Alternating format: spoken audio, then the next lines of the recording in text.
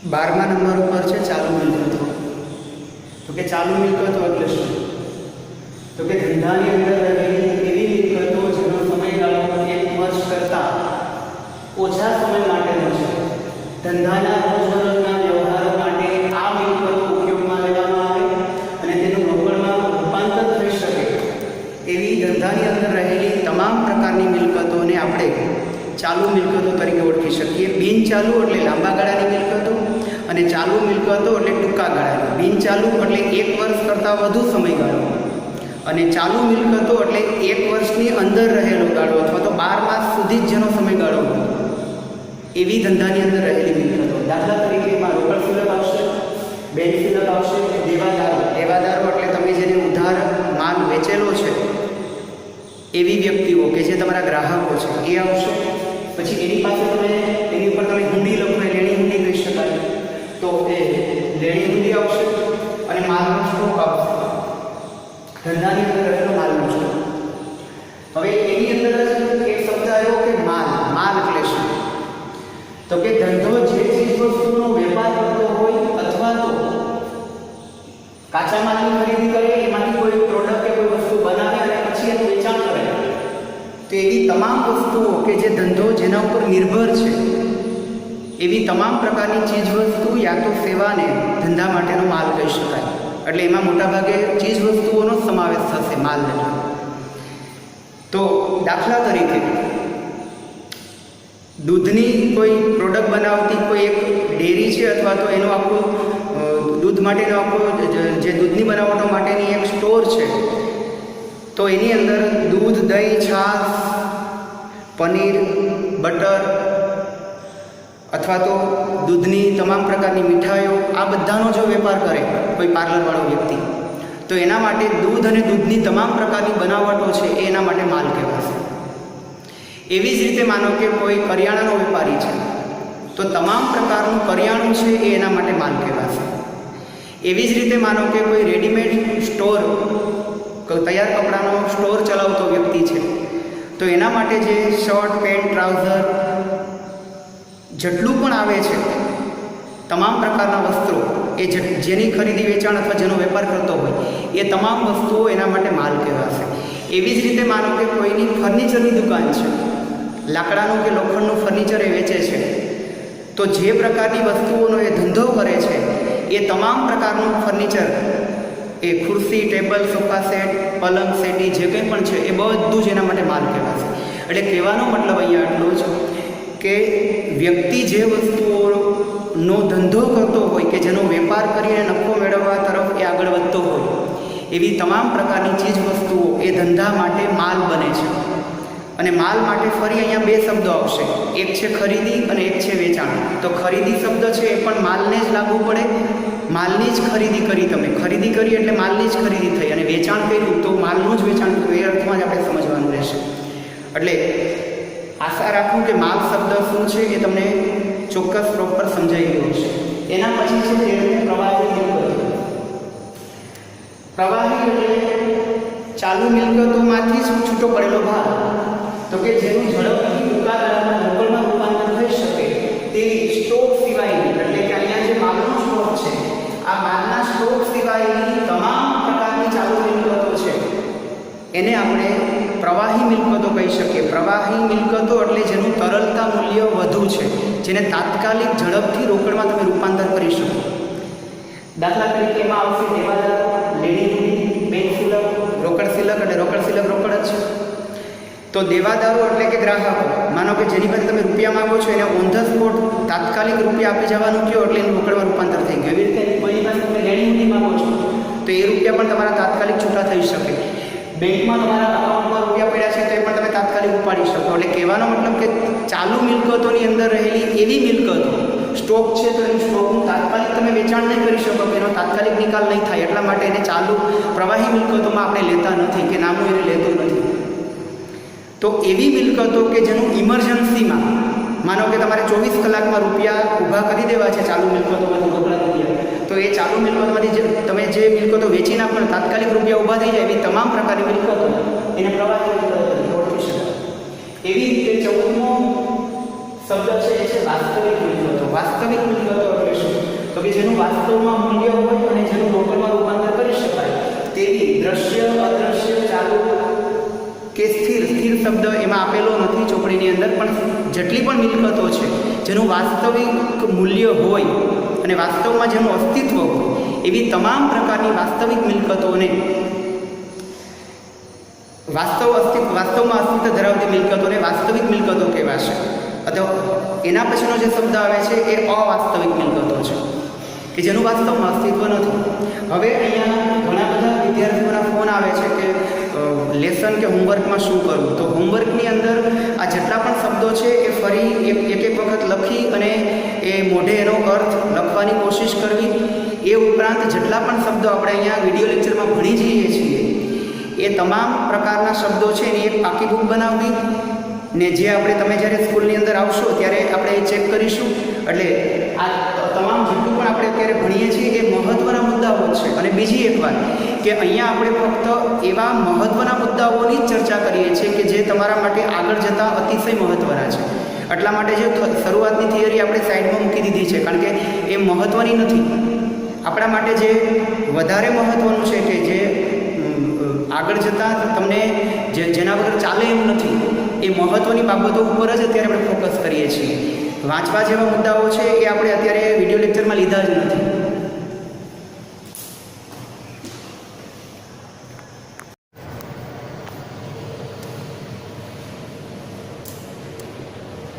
પારિભાષિક શબ્દોની અંદર 15મું છે અવાસ્તવિક મિલકતો.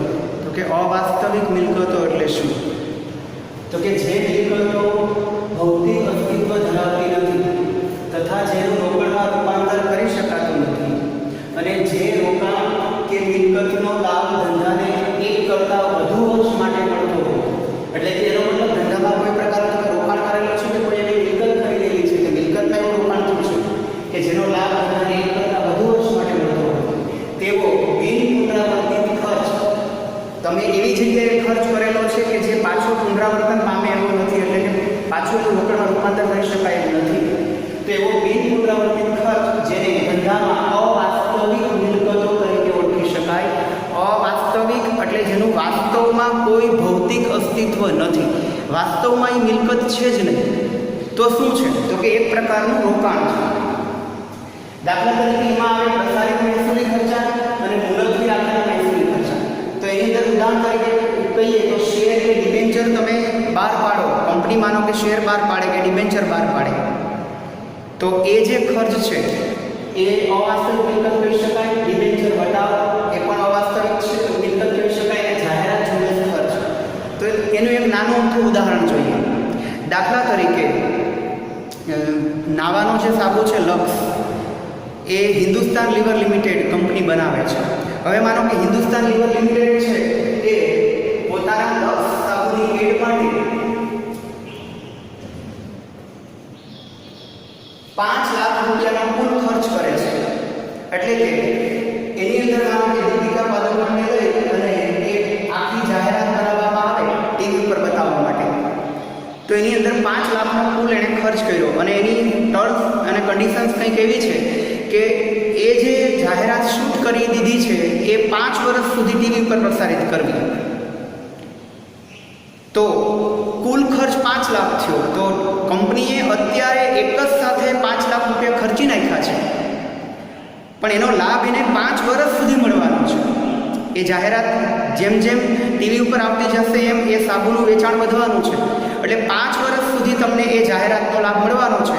તો એનો મતલબ કે કંપની જે વર્ષે એને ખર્ચ કરી નાખ્યો 5 લાખ રૂપિયા અત્યારે ખર્ચી નાખ્યા છે તમે, તો એ રૂપિયા અત્યારે ખર્ચાઈ ગયા છે, પણ એનો લાભ તમને આવનારા 5 વર્ષ સુધી મળવાનો છે. તો એને ધંધામાં કઈ રીતે બતાવવામાં આવે?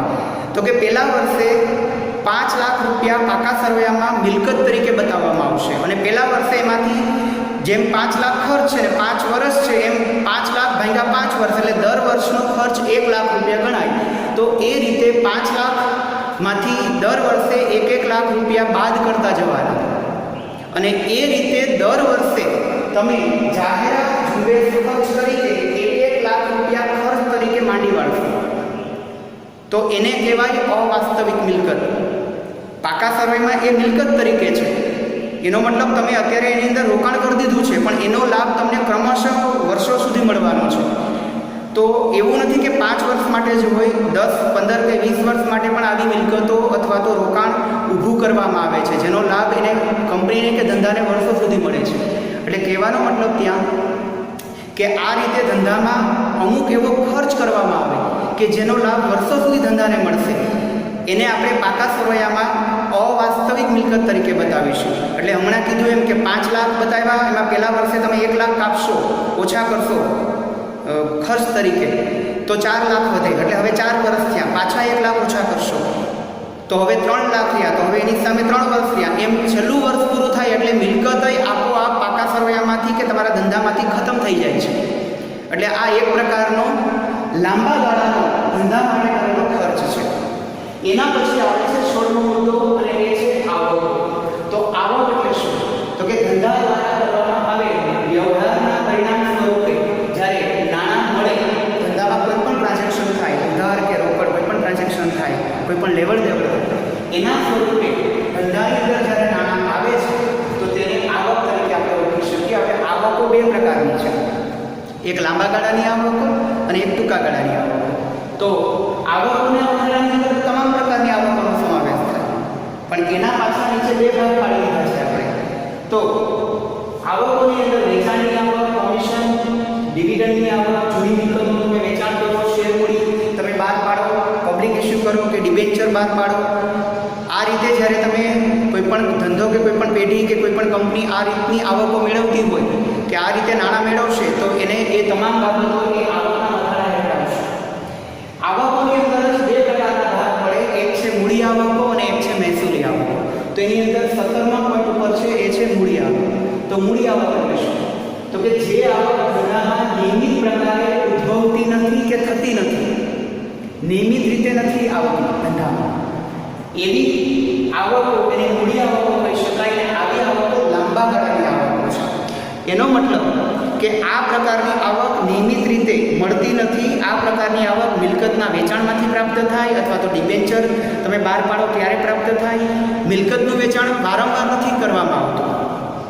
એવી રીતે ડિબેન્ચર કે શેર વારંવાર બહાર પાડવામાં નથી આવતા. એક વખત આપણે બહાર પાડી દઈએ પછી એને વારંવાર આપણે બહાર પાડતા નથી. એટલે એનો મતલબ કે આ પ્રકારની આવકો વારંવાર નથી ઉદ્ભવતી, કે જે આવકો વારંવાર ધંધામાં નથી મળતી, એવી તમામ પ્રકારની આવકોને મૂડી આવકો તરીકે આપણે ઓળખીશું. એટલે કે એને લાંબા ગાળાની, સીધા સાદા શબ્દોમાં કહીએ તો 1 વર્ષથી વધારે સમય માટેની જે આવકો ધંધામાં ઉદ્ભવે એવી આવકો લાંબા ગાળાની આવકો છે.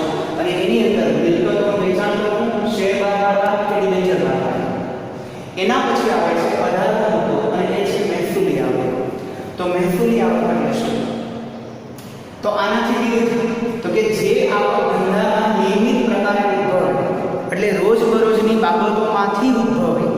ધંધો જેમ જેમ ચાલે છે, જેમ ધંધામાં રોજબરોજના ખર્ચા થાય છે, માનો કે દરરોજ તમે વીજળી વાપરો છો તો દરરોજનું વીજળી બિલ આવશે, દર મહિને વીજળી બિલ આવશે, દર મહિને ટેલિફોન કે એનું બિલ આવશે. એમ અહીંયા પણ અમુક પ્રકારની આવકો એવી છે કે જે નિયમિત રીતે ઉદ્ભવશે. જેમ ધંધામાં રોજે રોજ ખરીદી થતી હોય કે દર મહિને જેમ અલગ અલગ પ્રકારની મહિનામાં 2-4 વાર ખરીદી થતી હોય, તો એમ ધંધામાં દરરોજ વેચાણ પણ થતું હશે. એટલે કહેવાનો મતલબ કે રોજે રોજ ઉદ્ભવતી આવકોની વાત છે. તો તથા જે તે વર્ષમાં થયેલ નફા કે નુકસાનની જાણકારી આપતી હોય તેવી આવકો તેને મહેસૂલી આવક તરીકે ઓળખવામાં આવે. અને આવી આવકો એ ટૂંકા ગાળાની આવકો છે. એટલે 1 વર્ષની અંદર કાં દરરોજ ઉદ્ભવે છે, કાં દર અઠવાડિયે ઉદ્ભવે છે, અથવા તો એનું સાયકલ, એનું ચક્ર નક્કી નથી, પણ વર્ષની અંદર ઘણી બધી વખત ઉદ્ભવે છે અથવા દર મહિને ઉદ્ભવે છે. તો કહેવાનો મતલબ કે જે આવકો ધંધાની અંદર નિયમિત રીતે ઉદ્ભવે છે, રોજબરોજની બાબતોમાંથી ઉદ્ભવે છે, એવી તમામ પ્રકારની આવકોને આપણે મહેસૂલી આવકો તરીકે ઓળખીશું. તો એમાં છે વેચાણની આવક, મળેલો લાભ, મળેલ કમિશન, મળેલ ભાડું અને અન્ય પ્રકારની જે પણ મળેલી બાબતો છે, મળેલ દલાલી, કોઈ પણ બાબત એવી છે કે જે ધંધામાં આવક સ્વરૂપે, એટલે એ જે નાણાં સ્વરૂપે ધંધામાં આવે છે, તો એવી તમામ પ્રકારની બાબતોને કે જે વારંવાર વર્ષ દરમિયાન વારંવાર ઉદ્ભવે. તમે માનો કે જૂની પસ્તી વેચો, ધંધામાં જે મેગેઝિન્સ કે આવતા હોય એ જૂની પસ્તી પણ દર 3 મહિને કે દર 6 મહિને વેચો છો, તો એ પણ એ મહેસૂલી આવકની અંદર જ આવે. એટલે કહેવાનો મતલબ કે જે આવકો નિયમિત રીતે ધંધાના રોજબરોજની બાબતોમાંથી સતત ઉદ્ભવે રાખે છે એવી આવકોને મહેસૂલી આવકો તરીકે આપણે ઓળખીશું. બીજી એક બાબત, ઘણા બધા વિદ્યાર્થીઓ છે એ હોમવર્ક માટે પૂછપરછ કરે છે. તો કદાચ અમુક લેક્ચરોની અંદર હોમવર્ક આપવાનું ભૂલાઈ જતું હોય, અહીંયા ભણાવવામાં ઘણી વખત એવું થાય કે ભૂલાઈ જતું હોય, તો તમારે એક વસ્તુ યાદ રાખવાની, જેટલી પણ વિગતો અહીંયા આપણે ભણાવવામાં આવ્યા છે, જેટલું પણ બોર્ડ વર્ક કરેલું છે કે જેટલા પણ દાખલા કે જેટલી પણ બાબતો અહીંયા લખેલી છે કે તમને ભણાવેલી છે, એ તમામ બાબતો ફેરબુક એટલે પાકી બુકમાં ઉતારવાની. પાકી બુક એક વ્યવસ્થિત બનાવવાની છે જમ્બો સાઇઝની, અને જેટલી પણ બાબતો અહીંયા ભણાવવામાં આવે એને સતત પુનરાવર્તિત કરવાની. અને જેટલી બાબતો અત્યારે ભણાવીએ છીએ એનું રફ બુકમાં એક વખત ફરજિયાત એક વખત તો દરરોજ અધ્યયન કરવાનું. એટલે દરેક લેક્ચરમાં કદાચ ઇનકેસ હોમવર્ક આપવાનું રહી જાય તો આ તમામ બાબતો યાદ રાખવી, કારણ કે આપણે પહેલાં બીજાના કે પ્રાઇમરીના વિદ્યાર્થી નથી, આપણે 11મા ધોરણના હાયર સેકન્ડરીના વિદ્યાર્થી છીએ. તો આ વસ્તુ યાદ રાખવી દર વખતે.